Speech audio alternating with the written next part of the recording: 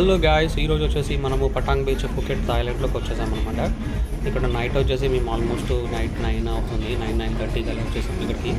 చూడండి, మనకి కోవిడ్ తర్వాత అయితే మనకి ఇక్కడ చాలా చేంజెస్ అయితే కనిపించాయి. బట్ మ్యాక్సిమం అయితే అన్ని షాప్స్, పబ్స్, బార్స్, రెస్టారెంట్స్ అన్నీ అయితే ఓపెన్ అయి ఉన్నాయి. సో మేమైతే ఫస్ట్ ఫుకెట్కి వచ్చాము.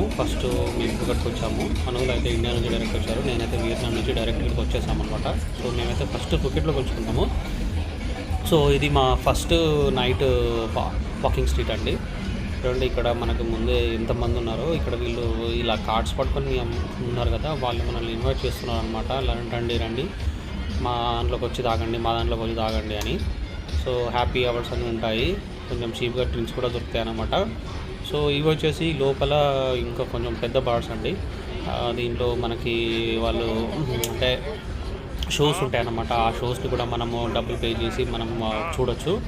సో ఫుల్ ఆఫ్ టూరిస్ట్స్ అనమాట. ఎక్కడ కూడా మనకి చూడండి ఎంతమంది ఉన్నారో. స్ట్రీట్ వెండర్స్ కూడా చాలామంది ఉన్నారు. సో ముసలి ముతక అంత జనాభా మొత్తం అందరూ ఉన్నారు. సో నాకు కొంచెము ఇంట్రెస్టింగ్ కనిపించింది ఏంటి అని అంటే, చాలామంది ఇండియన్స్ ఇక్కడ వాళ్ళ ఓన్గా పబ్స్ అండ్ రెస్టారెంట్స్ కూడా చాలా ఉన్నాయి.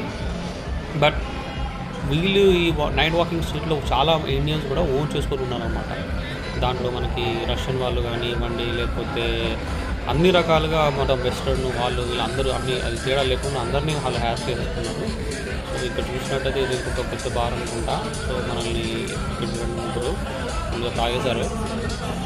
మనోడు చూడండి.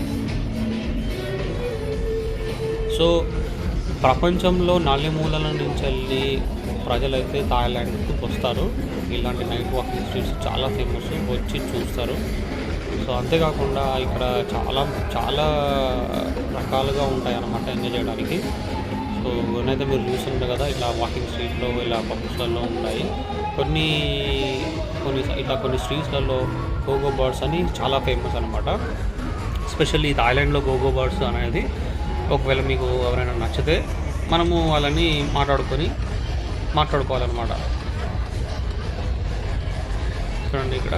సో చాలామంది అమ్మాయిలు అయితే ఇక్కడ మనకి కనబడతారు కదా, వాళ్ళు బ్యూటిఫుల్గానే ఉంటారు చాలామంది అయితే. కానీ మనం చూసుకోవాల్సింది ఏంటిదని అంటే లేడీ బాయ్స్.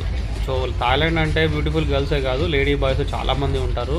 సో లేడీ బాయ్స్కి మనం ఎలా గుర్తుపట్టాలి ఏంటి అనేది మనం కొన్ని టిప్స్ నేను చెప్తానమాట. కొంతమందికి కోడి మెడ అనేది ఉంటుంది, దాన్ని బట్టి మనం గుర్తుపెట్టుకోవాలి. And way of walking style కానివ్వండి, వాళ్ళు మాట్లాడే విధానం కూడా చాలా ఉంటుంది. ఇది వచ్చేసరండి ఈ స్ట్రీట్లో చూడండి, ఇక్కడ చాలామంది ఉన్నారు. మమ్మల్ని ఆపే అని అంటున్నారు. ఒక ముస్లాముడు ఇక్కడ కూడా ఉన్నారు, అరుస్తుంది, మీరు ఆపేయండి అని. సో మేమైతే కొంచెం అది చూడండి, అక్కడ అరుస్తుంది, అచ్చడు మాకు వినబడుతుంది. సో ఇటు సైడ్ అయితే గో బార్స్ ఉన్నాయి ఈ స్ట్రీట్స్లో. సో ఇంకా ఇటు సైడ్ అయితే ఎక్కువగా చాలామంది ఉన్నారు. లోపల ఎంట్రన్సెస్ చాలా ఉన్నాయి.